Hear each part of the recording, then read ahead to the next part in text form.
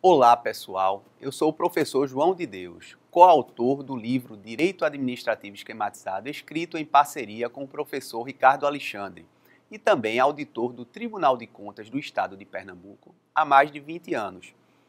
Neste vídeo, vou pedir licença a vocês para deixar de lado o direito administrativo e falar do direito financeiro. O direito financeiro é uma disciplina de muita importância para aqueles que pretendem fazer concurso para a área de controle externo. E aí eu queria destacar dois certames que têm grande chance de acontecer no começo de 2017. Primeiro, o Tribunal de Contas de Pernambuco, órgão no qual eu trabalho. O tribunal implementou recentemente um programa de incentivo à aposentadoria voluntária e vários servidores requereram a aposentadoria. E aí vão haver muitas vagas. Um concurso, um cargo que oferece excelente remuneração, além de muito boas condições de trabalho. Outro certame que também chama a atenção é o concurso para analista de controle externo do Tribunal de Contas do município do Rio de Janeiro. Nesses dois certames, o direito financeiro será uma das disciplinas básicas, tanto na prova objetiva como na prova subjetiva. E nós estaremos aqui com o professor Ricardo Alexandre, grande equipe, ajudando você, aproximando você da aprovação. E escolhi um tema muito importante hoje, um tema que frequentemente é cobrado em provas de direito financeiro, que são os orçamentos rabilongos. Você já viu ou já pegou um orçamento rabilongo? Você sabe o que é um rabilongo? Bem, pessoal, o orçamento rabilongo, também conhecido como caudas orçamentárias, né? Orçamentos rabilongos são aqueles que contêm caudas orçamentárias. Eu vou explicar o que é isso aí.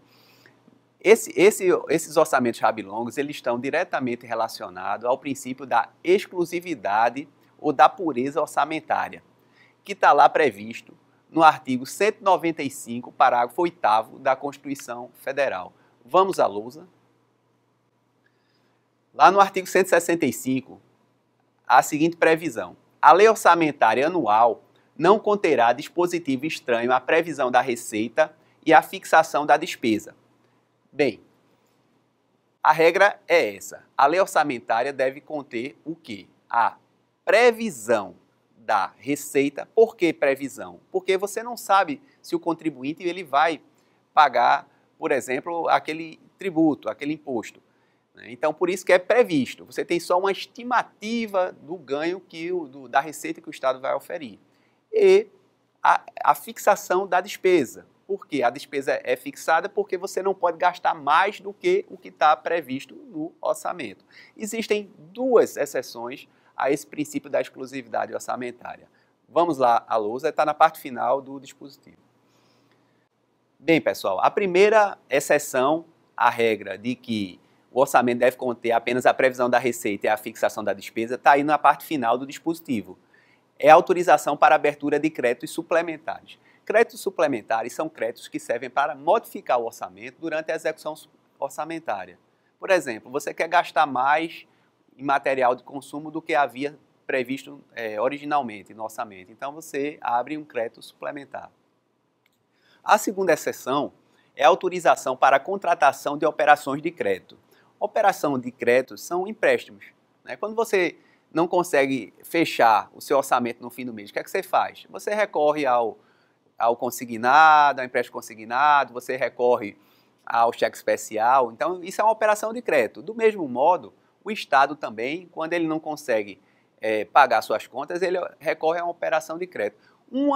Dos mecanismos de operação de crédito são as chamadas ARO, Antecipação de Receita Orçamentária. Bem, e de onde é que vem a expressão rabilongos? Essa expressão rabilongos, ela remonta à República Velha. Naquela época não havia a possibilidade de veto parcial ao orçamento.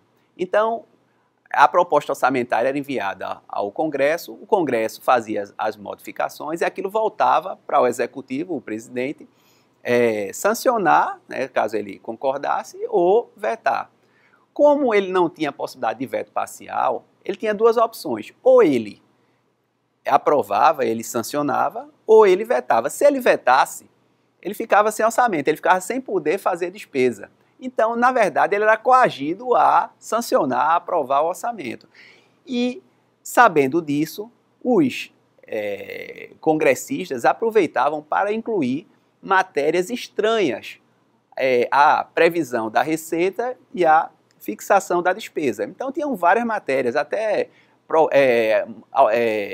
matérias relativas à alteração da lei do divórcio, por exemplo, foi incluída em lei orçamentária. E aí, Rui Barbosa criou a expressão rabilongos, rabo longo ou caudas orçamentárias, né, porque estava além do corpo. O corpo são a previsão da receita e a fixação da despesa.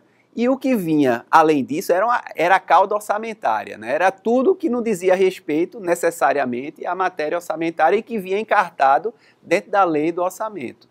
Em 1926, os rabilongos sofreram um duro golpe, porque passou a existir a possibilidade de veto parcial ao orçamento. Então acabou não havendo incentivo ao mecanismo do rabilongo. A Constituição de 1988, ela acabou com a possibilidade de, como a gente viu lá no artigo 195, parágrafo 8º, proibiu os tais rabilongos ou caudas orçamentárias. E por que é que eu escolhi esse tema dos rabilongos? Vocês podem dizer, não, esse professor é um excêntrico, ele gosta de curiosidades. Não, pessoal, não é isso. As bancas examinadoras têm, com frequência, cobrado o conhecimento do que seja rabilongo. Isso tem caído em provas objetivas, em provas práticas, em provas orais, tá certo? Então, eu vou mostrar a vocês como isso já caiu, por exemplo, em provas objetivas. Vamos lá, vamos à lousa. Por exemplo, a Fundação Carlos Chagas, em 2013, trouxe uma afirmativa de que o princípio da exclusividade representou o fim das chamadas caudas orçamentárias, que serviam para nomeações, promoções e abertura de créditos adicionais suplementares. Veja, a questão estaria correta se não fosse esse pedaço final, porque a abertura de créditos suplementares, ela se constitui numa exceção ao princípio da exclusividade. Então, esta questão está falsa.